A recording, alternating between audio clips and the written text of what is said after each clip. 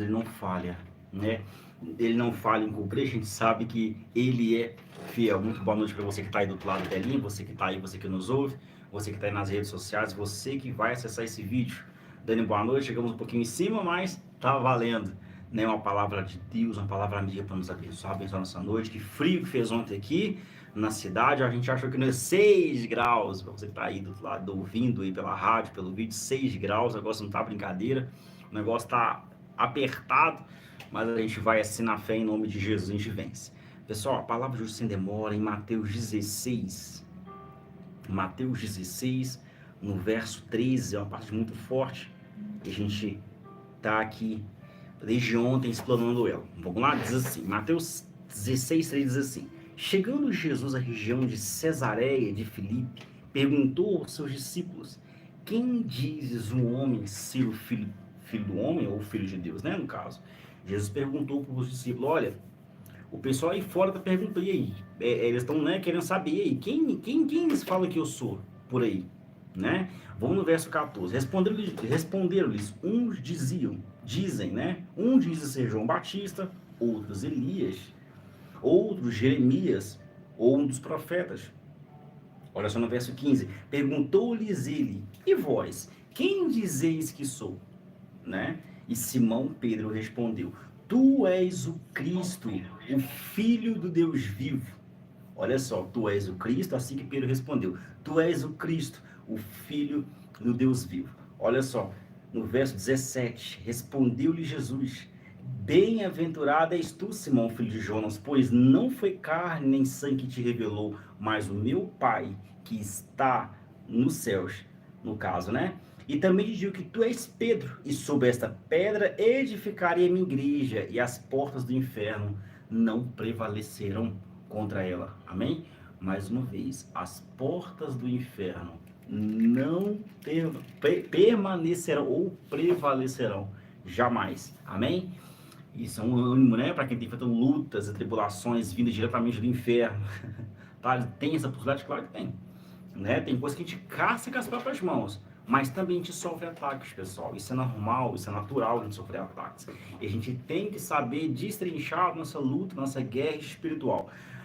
Não é também tão sobre esse tema que a gente queria falar isso hoje, mas a gente queria falar o seguinte: Jesus ele vai perguntar para os próprios discípulos, né? Olha, vocês estão perto de mim, é fácil, eu falo para vocês quem eu sou, vocês acreditam, mas e por aí? Quem eles dizem que eu sou? Cada um foi respondendo: olha, o doutor João Vitor, lá do CAPS, falou que o senhor acha que o senhor é o fulano. O pessoal tá pegando parafraseando aqui, né? O prefeito fulano, o homem da padaria, a minha vizinha fala que ela, ó, ela acha que... Beleza, beleza, pessoal, bacana, o povo acha. Mas e para vocês?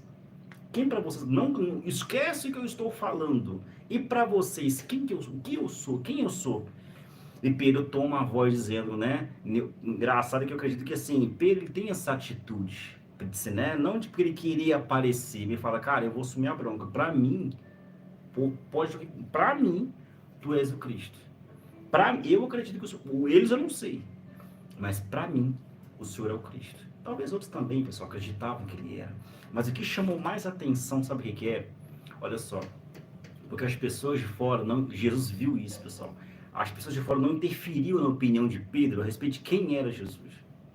Ah, tá, mas Pedro negou. Tá, mas ele nega por questão de não ter capacidade para conseguir suportar a caminhada lá na frente. E Jesus mesmo falou isso com ele: olha, tu ainda não está convertido. Quando tu se converteres aí, ou seja, eu sabia desse problema dele ainda, mesmo assim, só que ele cria, ele sabia. Ele não tinha condição ainda, porque ele não tinha sido otorgado. Tudo bem, mas ele tinha personalidade para assumir. Olha como é que Pedro tinha essa personalidade. Ele já assumiu na hora. Para mim, tu és o Cristo de Deus. Pronto, acabou. Né? Se o cara da sinagoga acha uma coisa, falando que eu não exemplo doutor, se o doutor fulano acha, eu creio, eu assumo a fé. Eu assumo. Para mim, tu és o Cristo e mesmo que eu vou negar aí, eu não quero saber não. Eu vou assim mesmo, né? Isso é muito bom porque Jesus vai ver aí a sua atitude, mesmo não tendo condição, né? E o que fica mais assim, mais pautado aqui, muitas das vezes a gente quer carregar aquele testemunho maravilhoso, a gente quer carregar aquelas, né? Aquelas... Pedro, pessoal, Jesus sabia quem era Pedro. Esse mesmo Pedro, pessoal, Jesus falou o seguinte para ele, ó, atrás de mim, Satanás. Não com Pedro, mas porque Pedro deu lugar. Pedro deu lugar, olha só, o cara que ele dizia acreditar, deu lugar. O cão. Por quê? Porque ele infelizmente não vigiou numa certa hora. Né? Às vezes eu e você se encontram na mesma situação. A gente já passou desse nível de crer porque, não, eu vou crer para ele. Não, eu creio porque tive experiência com a mão de Jesus. Porque a porta se abriu, porque o carro chegou, porque a conta foi paga, né? Ou porque, né, eu recebi um favor, então eu creio. Então é fácil crer. Não, poxa, aconteceu na minha vida, os 10 leprosos, os 10 foram curados. Eles poderiam falar assim, poxa, não, eu fui curado, lógico que ele é o Cristo. Mole, eu recebi um milagre, tá ótimo, tá maravilhoso. Mas quando sabem se ele fazer ou não fazer, você sabe que ele é o Cristo na sua vida? Você sabe quem você tem crido? Porque os dias são maus, os dias vão apertar cada vez mais e você vai ficar se apegando a qual quantidade de milagres que vão determinar. Maravilha. Show de bola. Os leprosos. Os leprosos. Show de bola. Com a quantidade de milagres, você vai ficar contando. Para dizer, não, já são 5 milagres contra 10 falhas de Jesus. Então, para mim, ele ainda é o Cristo. Mas se empatar com ele, você não cumprir a próxima, eu já acho que eu não sei. Pois é. Você consegue admitir isso? Tá aí a diferença da caminhada com Cristo. Ele fazendo ou não fazendo, tá? Mas como é que a gente consegue? Porque nós precisamos do favor dele. Sim, você precisa do favor dele. Mas o maior favor que ele fez, pessoal, é isso que a gente tem que entender. Foi ele ter morrido por mim, por você. Ele não veio para me dar casa, né, carro. Tá tudo bem, ele faz, ele vai, tudo bem. Ele veio para tirar você da lama, ele veio para... Sim, mas o principal fator, se de tudo isso acontecer, você tá salvo, você pode falar, cara, eu estou em paz, eu tenho convicção da minha salvação. Eu tenho convicção de quem eu creio. Ok? Se o mundo cair na sua cabeça hoje, você continua, poxa, peraí. Você consegue ponderar, você está disposto a sofrer uma perda terrível e continuar, ninguém tá. Pois é. Olha o nível da sua fé. Viu como não é brincadeira? Viu como é que não dá para ficar brincando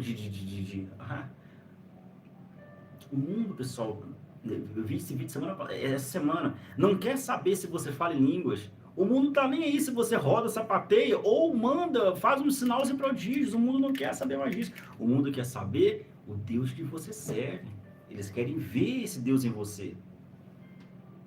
Ok? Enquanto eles não vêem essa diferença, pelo menos a atitude, pessoal. Pedro passou batido, passou ileso.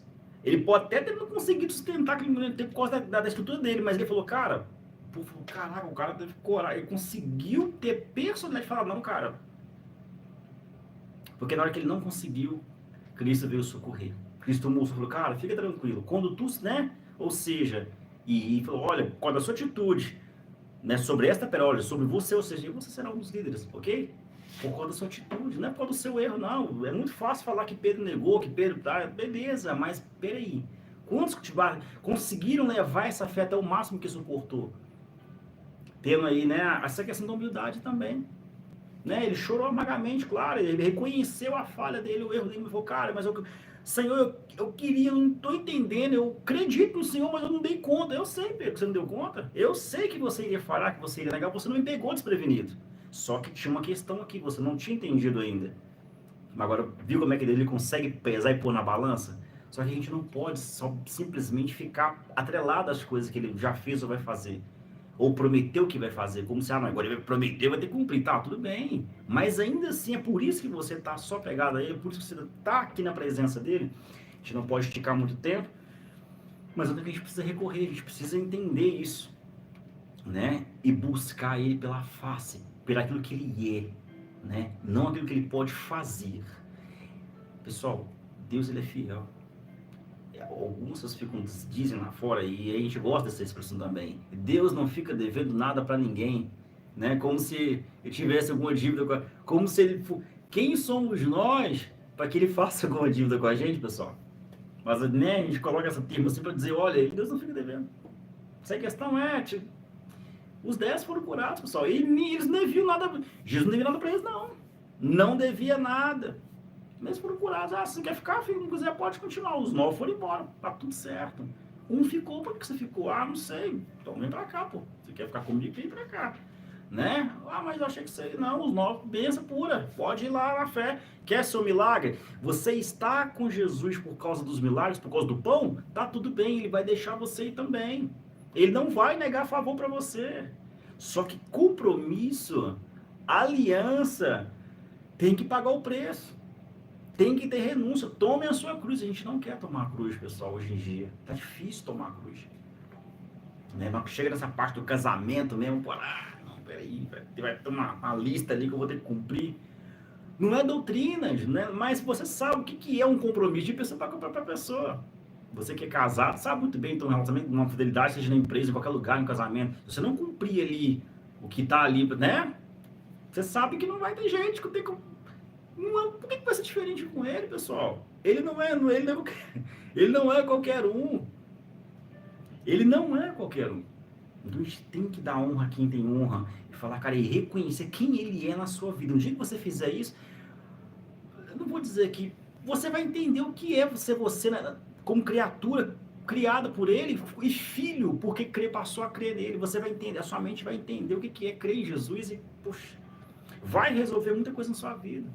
Porque talvez eu e você foi assim durante algum certo tempo da caminhada. A gente começa a querer requerer dele aquilo que talvez ele falou, supostamente falou, prometeu. Enfim, é natural. Mas não fique se apegado nisso não. E se você caiu, se você falhou, se você negou, se você tem negado ele, se você tem, infelizmente, dado brechas a questões ou concessões, e tá talvez aí, poxa, desanimado na caminhada, voltou para a pescaria, voltou a fazer coisa, e aí ele já chegou de novo, tá te convidando a voltar, e você tá, não, né, e não reconheceu que ele tá te chamando de volta, ele não pediu para você ir pescar de volta. E se pescar, você vai entender aqui. Né? Ele não pediu para você largar a rede, ele chamou você para um propósito especial. Né? E ele não falou isso somente na presença dele. Né? Ele está presente em tudo, mas na ausência também. Ou seja, mesmo quando você também estiver falhando. Mas ele sabe do seu ponto fraco, ele sabe da sua falha. Ele não quer que você fuja dele, mas ele quer que você abra o seu coração e você possa, juntamente com ele, corrigir. Porque o quê? Ele falou com Pedro, sobre esta pedra eu edificarei na minha igreja. Ou seja, com você eu tenho um propósito, mesmo sabendo de tudo isso. Né? E ele não foi pego desprevenido quando você falhou. Né? Você é insubstituível, sim. A gente fala isso, mas a gente não é insubstituível. Sim, para cargos e funções. Porque hoje a gente pode dizer, Deus poderia ter pegado Apolo, não sei quem, para colocar, mas ele falou, olha, o que eu tenho com você aqui é com você. O que Deus tem com você é sim insubstituível. Creia nisso, né? É insubstituível. E não estamos falando de cargo aqui, não. Isso aqui não é sobre cargo. Isso aqui, sabe o que é sobre isso aqui? É sobre relacionamento. É sobre pai e filho. Amém? Em nome de Jesus, vamos orar, porque a presença dele já está aqui, eu creio. E essa palavra serve não só para mim, mas para você que está aí ouvindo. Você que sabe, você que pegou essa palavra e já começou a entender o que está acontecendo. Vocês, cara, como é que pode alguém me querer dessa forma e eu não merecer? Eu não ter direito, eu mereço ser expulso, eu estou fazendo para merecer para ser expulso e ele não me manda embora. Ele não vai te mandar embora. Ele não vai te mandar embora porque não é essa a função que ele veio fazer.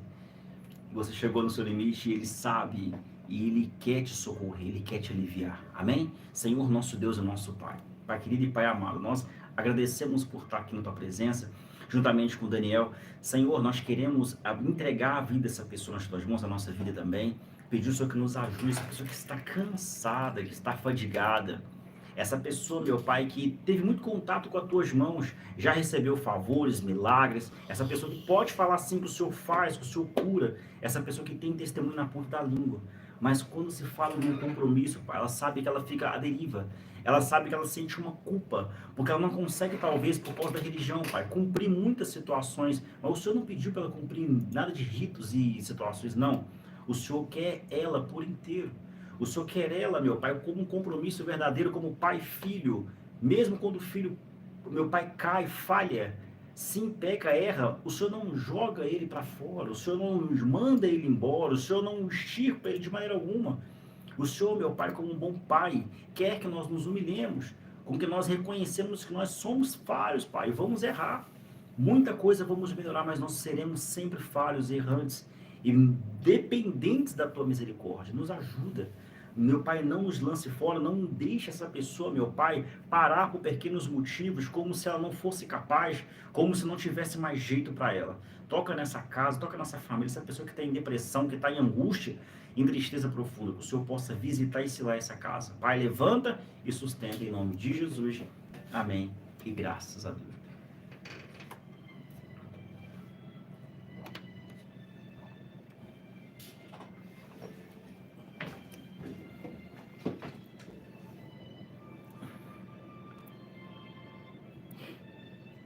Eu tô assim.